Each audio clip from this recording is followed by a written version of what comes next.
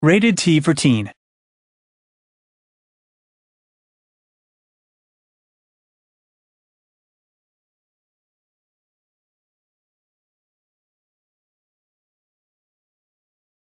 Teamwork is very important in Enslaved. What we didn't want to do is end up with a game that was an escort mission for the entirety of it.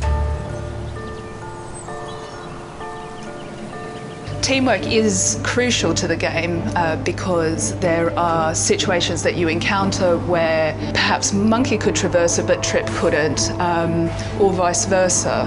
And so you need to work out how to get through the environment without killing Trip, because that'll kill you. So it's very important that the two characters work together to overcome the obstacles.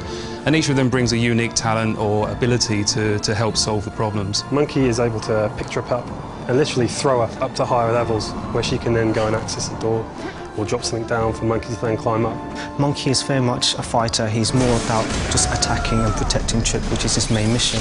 And Trip is there to be protected, but also she's got technical abilities that are way beyond Monkey. She can identify faults in some of the robots that Monkey encounters, and if Monkey uses that fault, he can, say, rip off one of the arms of the scouts and turn that scout into a walking bomb, which he then throws into a number of other robots and causes massive destruction.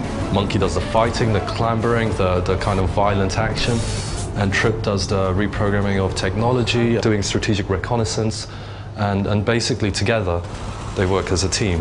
A lot of the puzzles are not completely obvious. They're kind of like buried within the apocalyptic environment, and through explorations they start to understand what strengths each character has in order to enable them to overcome the puzzles. It's a puzzle you can believe. You know, it's not some strange thing. I think that's going to make it a lot more memorable, because you're going to actually go, you know, it's almost, you don't realise it's a puzzle until you're halfway through it and you understand, okay, I've now got to do this, and I've got to do this, and it comes together.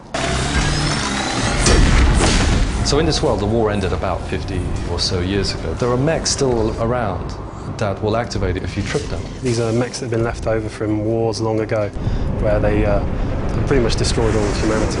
And this is analogous to landmines, like in places like Cambodia and so forth. So they're still killing thousands of people, even though the war was over decades ago.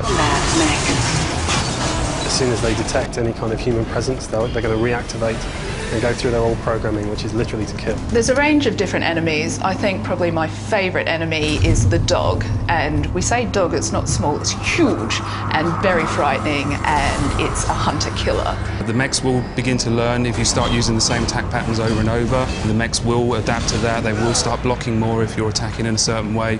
So you need to explore the different combos that Monkey has. We have to use the environment to maneuver yourself around. It's a tactical gameplay. There's certain types of mechs that have a weakness that Monkey can exploit, and if he's able to manipulate the combat in such a way to take on that mech, he can then actually change the battlefield quite dramatically in an instant. One or two they can handle fairly comfortably, but as soon as you add in different types of enemies, like combinations of enemies or greater numbers of enemies, the player is really up against the wall here. One can't actually get through this journey without the other.